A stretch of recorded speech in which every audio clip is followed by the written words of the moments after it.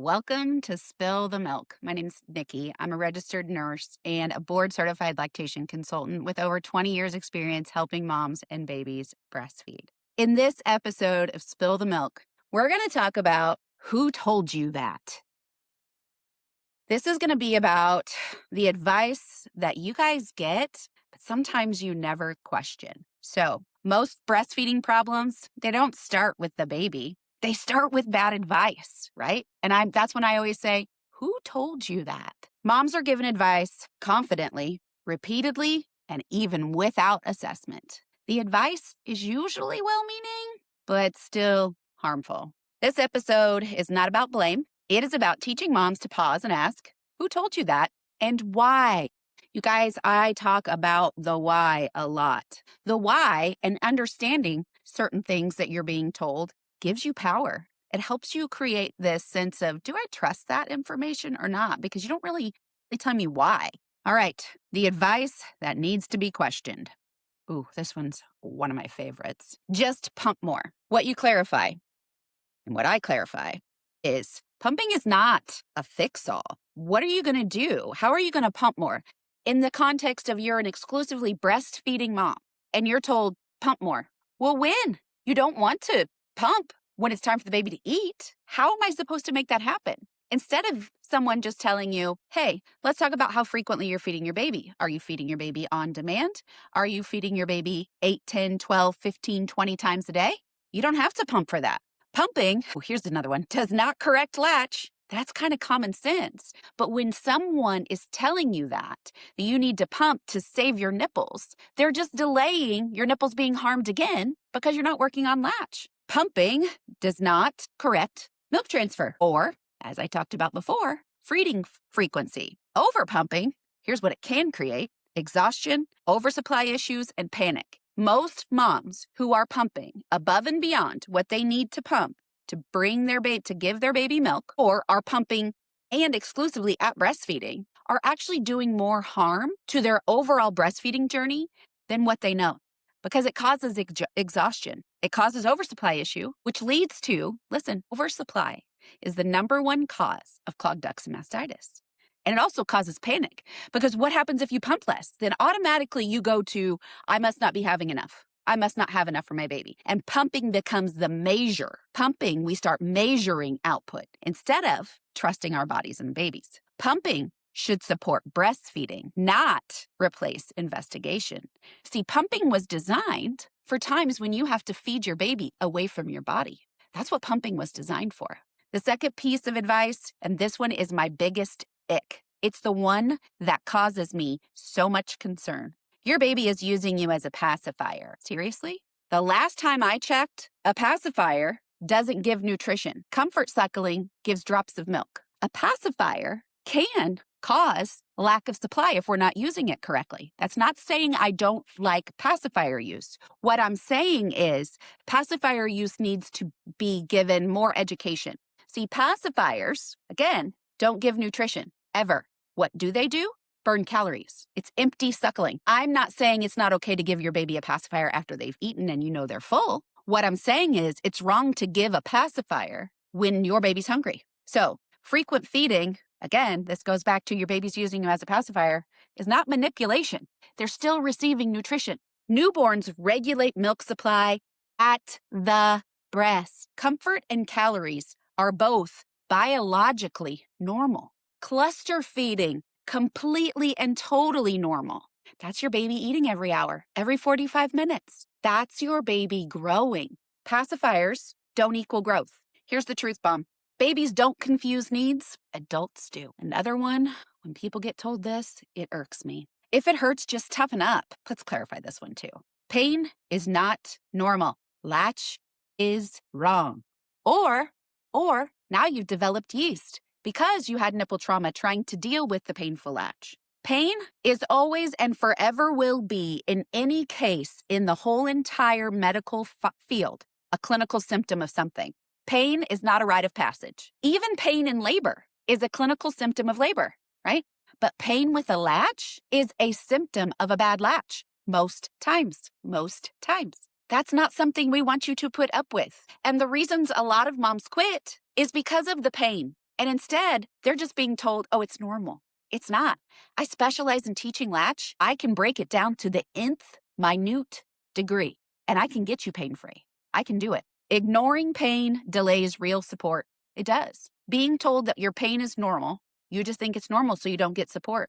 You don't go out and find somebody to help you with latch. You don't go out to get more information. Here's the truth bomb. Pain tolerated early comes damage later. And it does. It always does. Your baby isn't getting enough. Oh, I love these people, these uneducated people. This is often said without looking at feeding frequency. And a lot of people think breast milk fed babies should be going longer in between feeds. And that's why they're feeding frequently, is because something's wrong. No, something is biologically right. Breast milk is used in their gut in less than an hour. So yes, when your baby is gaining the most in those first 3 to 4 months of life, yeah, they're feeding frequently. Breast milk's digested very quickly. It's intentional. Frequent feeding is intentional. Somebody hasn't looked at latch, right? Your baby isn't getting enough. Well, what's it from? Get to the root cause. Is there a latch problem? What else? If your baby isn't getting enough, the output won't be there. So if my baby isn't getting enough and someone tells you your baby's not getting enough, count the wet and poopy diapers. 1 wet diaper, 1 poopy diaper on day 1, 2 and 2 on day 2, 3 and 3 on day 3, 4 and 4 on day 4. Then we go to 6 to 8 wet, 3 to 4 poopy every day. Your baby's getting enough. There's the answer. If you are putting it in, that's what's coming out. Birth history. This is a big one people don't take into consideration in the medical world. The history of your baby's birth. Maybe their birth weight was a little higher than what it would have been had you not had liters and liters of fluids, a traumatic delivery, a labor that ended in a section. All of those things can cause problems with a baby's weight in the beginning. One weight check without context tells an incomplete story. Listen, I see moms virtually every single day who tell me about their weight checks. They're getting one of them done, and maybe it was 4 weeks ago. Maybe their baby's now 6 weeks old. And at 2 weeks, they got one single solitary weight check, pre and post feed weight check at a lactation's office, at a pediatrician's office, and they're going still based on that amount.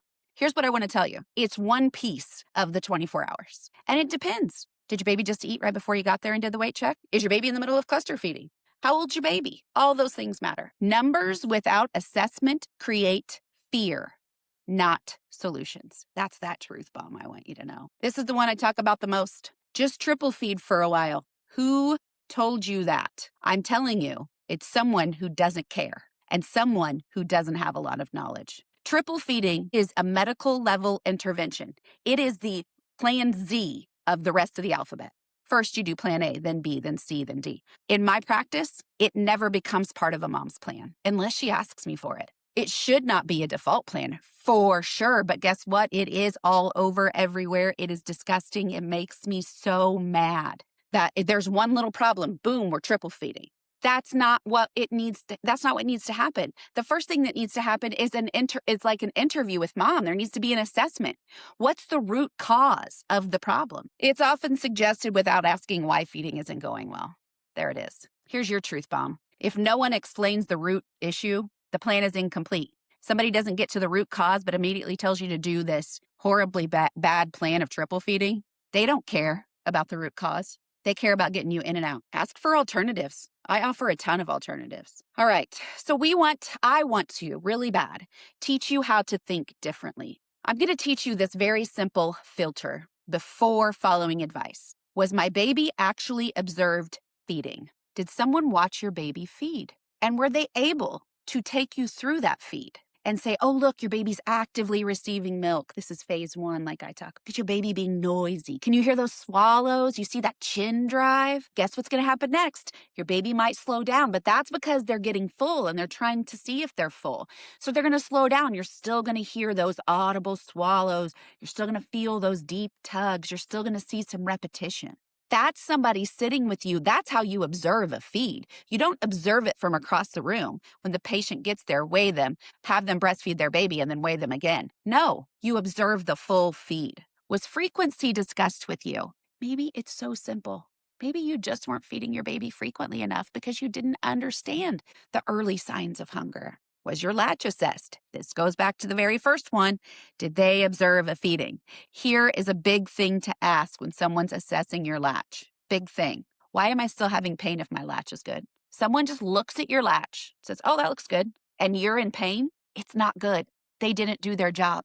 Was milk transfer evaluated? Sure. Pre and post feed weigh? Sure. But remember, it's one little bitty segment of a feed. In the whole 24 hours, there's differences. Babies don't take the same amount at every feed. Was your birth experience considered, right? This advice deserves a pause. All right, here's what I want you to know. You didn't fail. You were not lazy. You weren't naive. You trusted someone who sounded confident. That makes you human, not wrong. If this episode made something for you click, that's your sign to get real support. I have classes, I have virtual consultations, and I'm now doing virtual breastfeeding events, virtual live breastfeeding 60-minute events to give you even more from me. Visit my website, Babywhisperer Nicki, Nicki.com. Tons of information on my website. You don't default to extreme plans. You investigate them. That's what I do. I don't default to some extreme plan. I investigate the true problem. And you shouldn't default to extreme plans. Someone who you've paid to help you should get to the root cause. So, this is the full episode on who told you that and getting to the whys. I hope you've enjoyed it.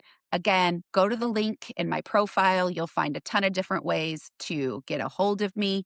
I'm going to attach it in the video description. And I look forward to offering you more Who Told You That moments.